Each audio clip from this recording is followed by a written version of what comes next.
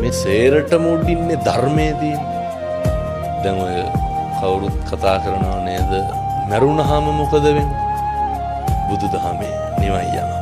කතෝලික දහමේ ඉස්ලාම් දහමෙත් දෙවියන් වහන්සේ ගාවට යනවා. ඒ කොට්ටාස තුනකට තුනක් වෙන්න බෑනේ.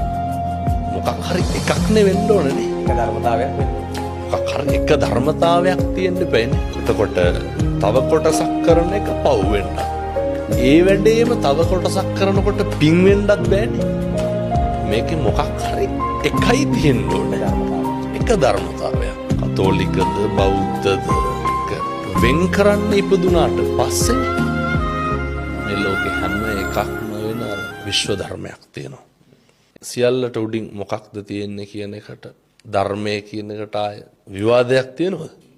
කිසිම විවාදයක් නැහැ. කනගාටුවට කාරණයක් තියෙනවා. මිනිස්සු මේක පිළිගන්න කැමති නැහැ.